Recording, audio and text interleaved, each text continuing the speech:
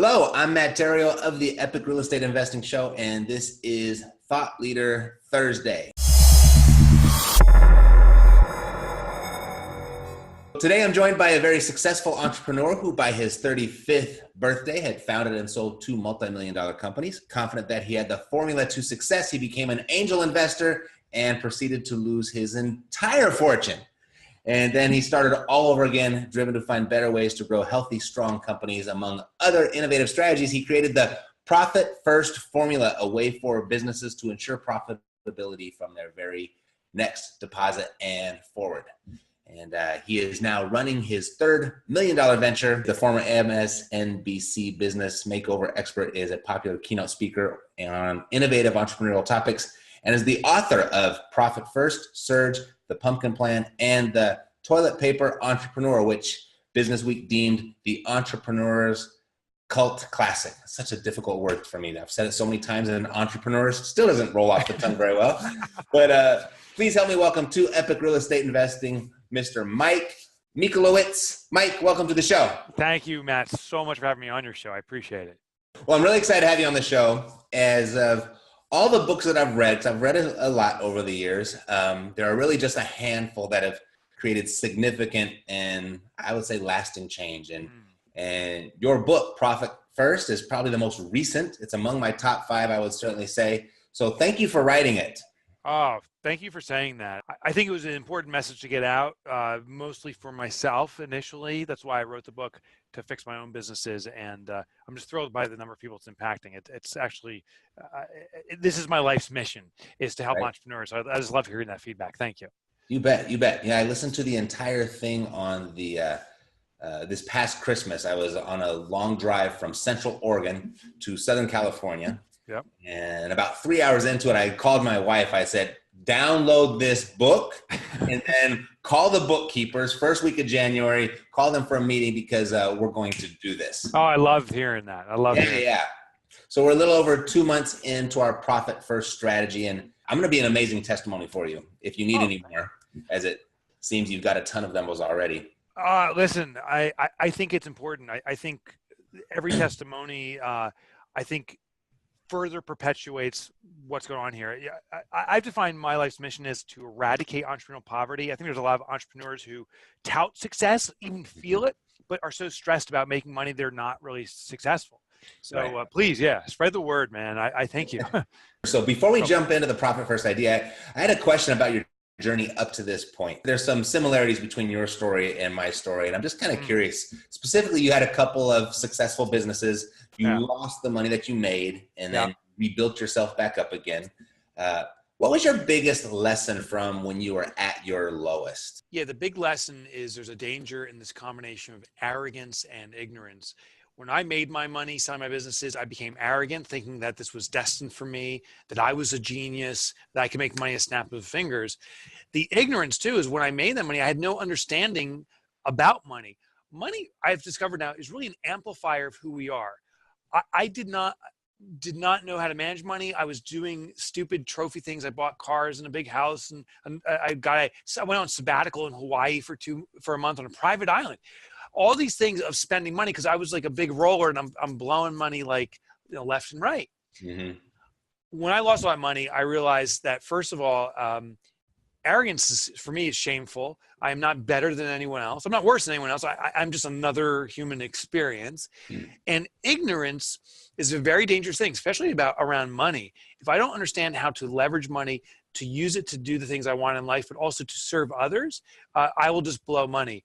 So that darkest period of my life was a reset for me to start a path of learning about financial discipline and to no longer, hopefully never again, be arrogant, to respect money fully. So now that you've recovered as an entrepreneur and you're looking back, what would you say is your biggest takeaway from your rise and fall and rise again experience, and how are you applying that moving forward? Well, I dedicated a book to her. I discovered that in business, we have been told this established belief that profit comes last. These terms like it's the bottom line or it's the year end. All of those things say that profit is the last consideration.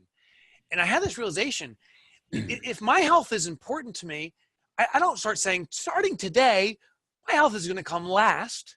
I would never say, I say starting today, my health comes first. When something is important, we say it's our first priority. When something's unimportant or can be delayed or not considered, we say it comes last. Oh, I'll do it later.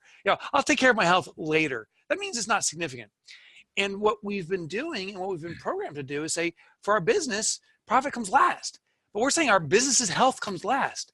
So a simple, subtle change that has a tremendous impact is to take our profit first. That's why I wrote the book. And the one thing I learned and the one thing I've been doing now religiously is every time income comes into my business, including today, I take a predetermined percentage of that money as profit. I hide it away at another bank so I have no access to it, and my profit accumulates. The result for me, I started this process over 8 years ago. I've had 33 or 34 consecutive quarters of profit distribution in my business because I've taken my profit first. Before that, never had a profit. I only made money when I sold the company. Now my business is a healthy business that makes money for me, has a profit distribution every single quarter. That's the big change. For those that haven't read the book, can you give us a 30,000 foot view sure. of what Profit First is and why it's important? You kind of already answered that. But but I'll give you a couple other kind of details around it. First of all, it's nothing new. This is an established method that's existed forever. It's called the pay yourself first system. Now, this exists in our personal lives. I think a lot of people, myself, I never considered it for my business, but that was the aha. I said, oh my gosh, what if I paid my business first? What if I did this in my business? And what it does is it actually reverse engineers profitability. Now, the entire system, there's a way to do this with your bank. It's very simple, a lot of simple steps. But at the 30,000 foot view, what you do is say, I decide starting today, I commit to 20% profits for my business. This is above and beyond, by the way, paying myself a salary. Money comes in, I take 20% of it, I allocate it toward profit, and now it tells me what I have left to run my business, that remaining 80%. A portion of it, I also, on a percentage-based system, use to pay myself, my taxes, and maybe at the end of it, maybe 70% of the money is left to run my business. What I'm doing here is actually reverse engineering how to run my business. When I take my profit first, when I take care of myself first, my business then tells me I have to run my business on this remainder. This is actually how much money is really left over. The trap or problem most entrepreneurs fall into is we look at that top line and say, here's how much money I have to run my business. And that's not true. That's all the money that's available for all aspects of your business and your entrepreneurial life. So we need to subtract out, care for ourselves first, and then our business will tell us what's available to run it. One last little anecdote. When you do this, if you don't have enough money to pay your bills, your business is telling you it can't afford your bills.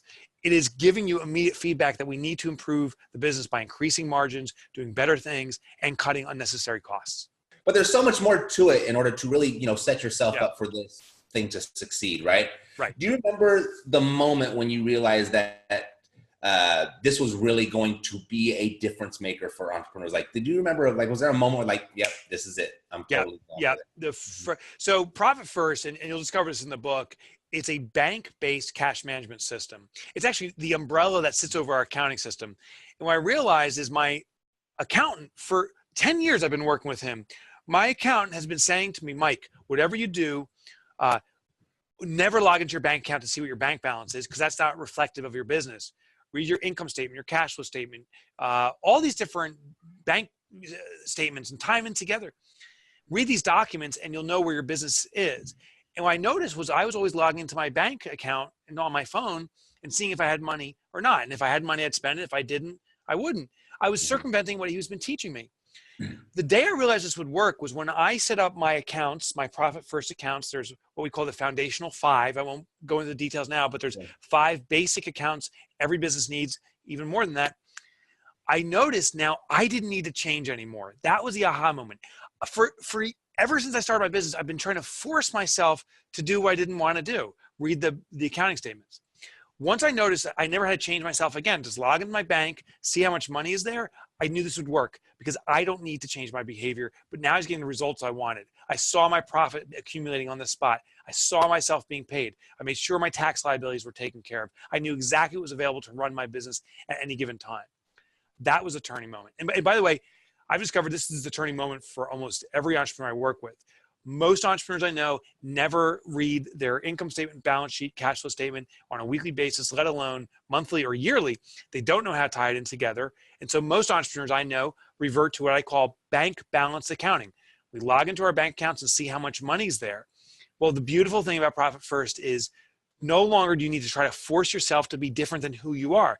Keep doing exactly what you've always been doing. We're actually going to change the system to channel your natural behavior and drive profit. I haven't had to change anything, right? Yeah, that's the best part. That's the best part. Exactly. So it's been fantastic. So for the people that you worked with that had this epiphany like I and have started to implement, what do you see are is there a big mistake or a group of mistakes that they make as they're implementing it?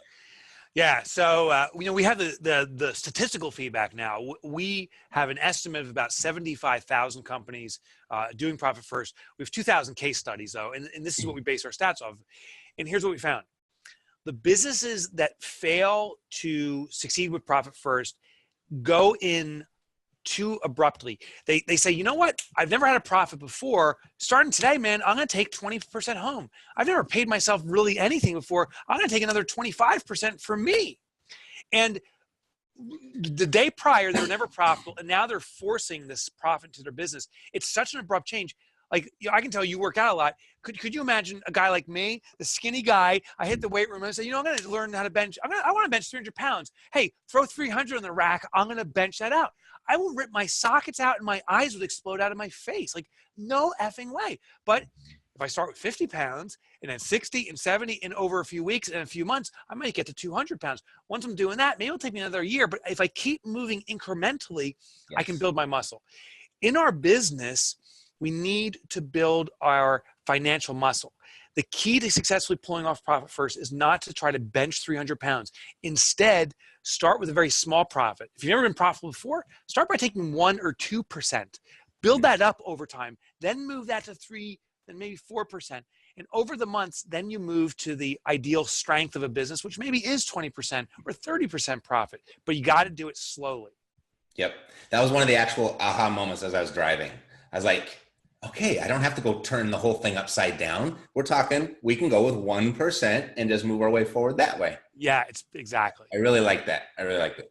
So you're a speaker, you're an educator. Is there a piece of bad entrepreneurial advice out there that you hear over and over again that just kind of gets under your skin? It's funny, I had a call about it today, and it's going to sound crazy because it's my new kind of, I'm railing against it. But it's this concept of hustle. The thing is, you asked me like a week ago, and I was still a big advocate. Yeah, we got hustle, hustle, hustle. But there's been something gnawing at me for years now. And then about 5 days ago, I had the epiphany. We do need to hustle, but only for a period of time before we need to transition to the systemization of our business. Our business really needs to be a choreographed dance of different resources. And we need to be the chess master, if you will, putting the right pieces in the right place to get things done. Mm-hmm. I used to have that mug, GSD, I get shit done.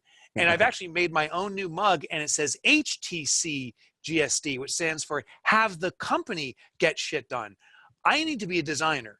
My goal for my business is that it runs fully independently of me, that I can sleep through the night and money comes in, that I can go on vacation for as long as I want and money comes in. And that doesn't happen overnight. It's a step-by process. But to get our business running like clockwork by itself requires us to change from that hustle mindset to the idea of I'm just going to get done. I'm just going to get done, and to start being much more strategic and getting the processes in place, putting the right resources in place. That's the key. And behind the scenes, I've been kind of working on it. But about a week ago, I drew the line. And by the way, how I did it is I've declared for myself a 4-week vacation, December 18th to January 18th of this upcoming, we're 9 months away. I am going off the grid. My assistant already knows. She's disconnecting all my emails. She's rechanging passwords and stuff. And I'm leaving the office behind.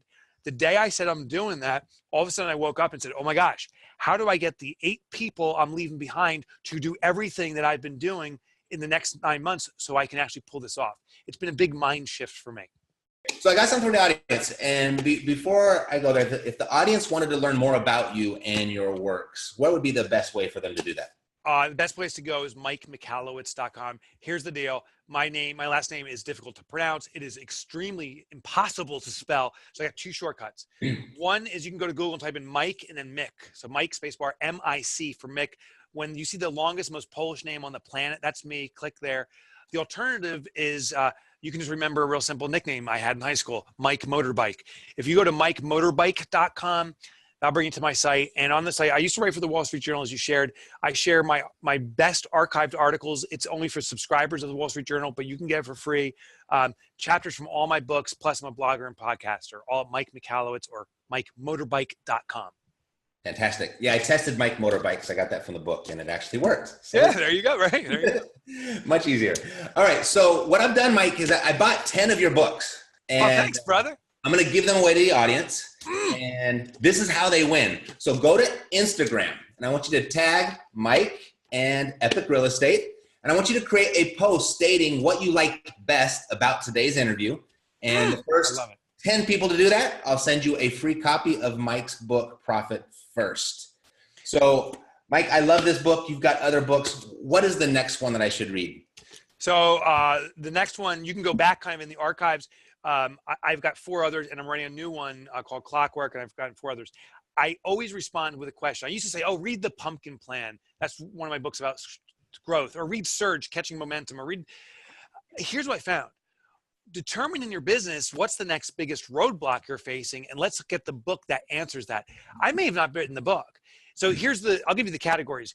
If you are looking to run your business more efficiently, recover time for yourself, have more time freedom, the book is called Clockwork. It's on Amazon for pre-order now. If you're looking to grow your business organically, meaning if you picture your best client right now and you've had 10 or 100 more of that best client, what would that do if that was important for your business? That's the Pumpkin Plan. If you're looking to market on automatic, have the market actually carry you forward, that's Surge. And if you're just starting out, maybe it's a toilet paper entrepreneur you should read. Those are the categories. But quite frankly, if you're having like an HR problem, I haven't written that book yet. There's a book out there. Determine what your biggest challenge is in your business today, and then seek out the book that answers that. That's my suggestion.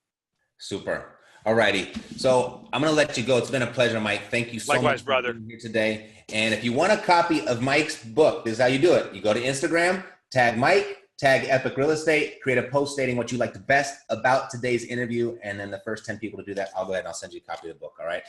So again, Mike, thanks very much. Have a good day. Thank you, Matt. And, let's stay in touch. Yeah, let's do it. Take care, everyone. Take care. All right. Bye. All right, I'm Matt Theriault. God bless to your success. I'll see you next week for another episode of Thought Leader Thursday. Take care.